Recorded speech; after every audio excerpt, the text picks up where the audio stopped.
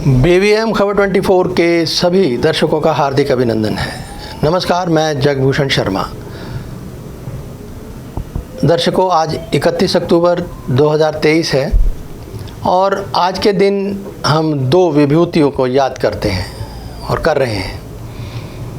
पहला सरदार पटेल, जिनका जन्म गुजरात के नियाड में हुआ था 1875 में, लेकिन उनका निधन जो हुआ वो दिसंबर 1950 में हुआ।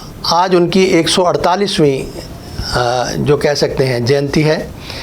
उन्हें शत शत नमन। सभी जानते हैं कि वो होम मिनिस्टर भी थे पहले और उप प्रधानमंत्री भी, और उन्होंने देश की एकता यानी अखंडता को बचाए रखने के लिए जो प्रयास किया वो सभी जानते हैं।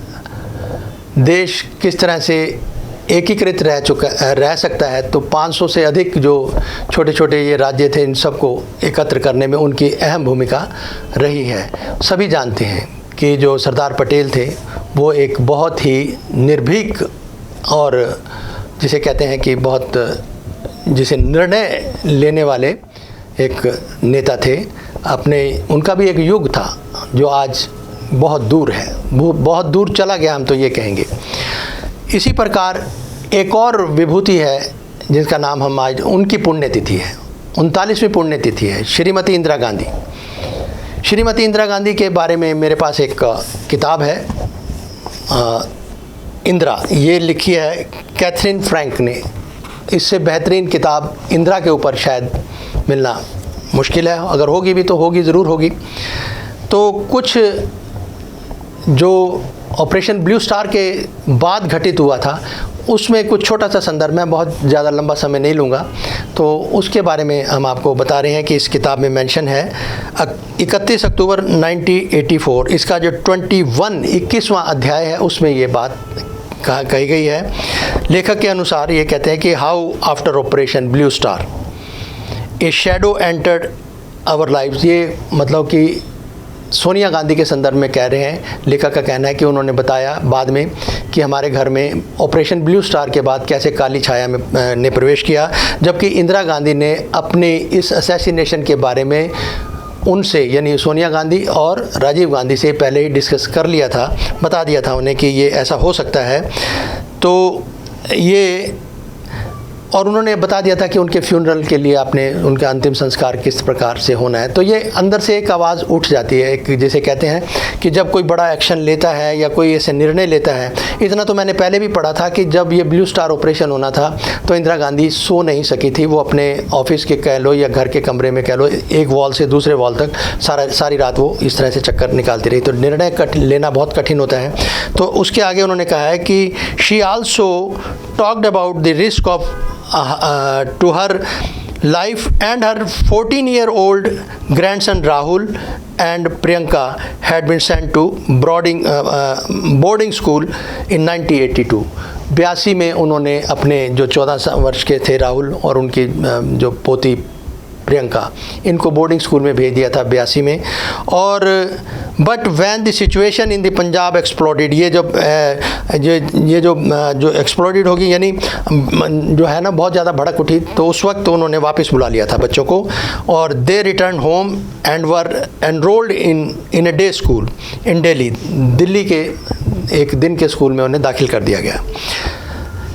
After operation blue star, Indira worried obsessively about their safety, यानी बच्चों के जो उनकी जो सेफ्टी है वो एक उन्मादी या जैसे पागलपन सा नहीं हो जाता कि इन बच्चों की किस तरह से सेफ्टी होगी, इस बारे में बड़ी चिंतित थी। तो ये किताब जो है ये बहुत महत्वपूर्ण है। उनकी पूरी लाइफ काफ़ी बड़ी एक जिसे कहते हैं बहुत घटनाओं का इसमें जिक्र है। और इसके जो कुल पृष्ठ हैं वो आप देखिएगा कम से कम 500 से 550 से ज़्यादा हैं, इसकी थिकनेस आप मोटी किताब है, इसको आप देख सकते हैं। तो वो बच्चों के बारे में ज़्यादा चिंता थी। अपना तो उन्हें लग रहा था कि मेरा अब ये कुछ ना कुछ काम हो ही जाएगा, तो उन्होंने बच्चों के बारे में चिंता की और अपने अंतिम संस्कार कैसे होना है इसके बारे में भी बता दिया था। तो after operation blue star, Indira worried obsessively about their safety, बच्चों की सेफ्टी, देयर का मतलब बच्चों की safety, she told them not to play beyond the garden gate which led to the path that connected her house to her Akbar Road office next door. One Safdarjung Road was now a prison for all in its habitant. तो ये कहा गया है कि इसमें उस वक्त यानी एक सफदरजंग रोड था जो वो एक प्रिजन, एक कैद की तरह हो गया था सबके लिए। और ये 39वीं जो उनकी पुण्यतिथि है उस मौके पर हम याद कर रहे हैं। कभी मौका मिला तो इसको विस्तार से इस प्रोग्राम बनाएंगे हम। तो ये मोटी सी एक याददाश्त है कि भावभीनी श्रद्धांजलि देने के लिए कि आदमी कोई जो महत्वपूर्ण निर्णय कोई भी होता है वो महत्वपूर्ण कलेक्टिव सामूहिक निर्णय था।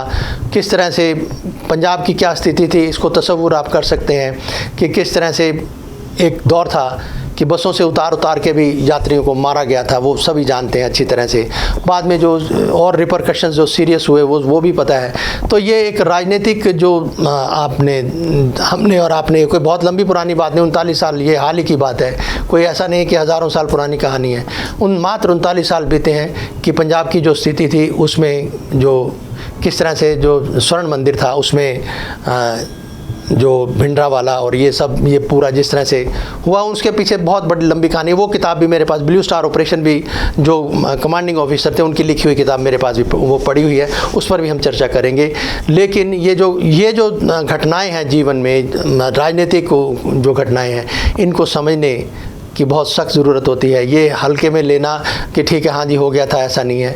ये किसी के साथ भी हो सकता है। और ऐसा भी नहीं कि सिर्फ भारत में ही असैसिनेशन हुआ है नेताओं का, आपके पड़ोसी देश पाकिस्तान में तो हुआ है। अगर हम दूर अमेरिका की बात करें तो उसमें भी कनेडी का भी चेन मर्डर हुआ था, आज तक नहीं पता चल सका कि क्या हुआ क्या नहीं हुआ।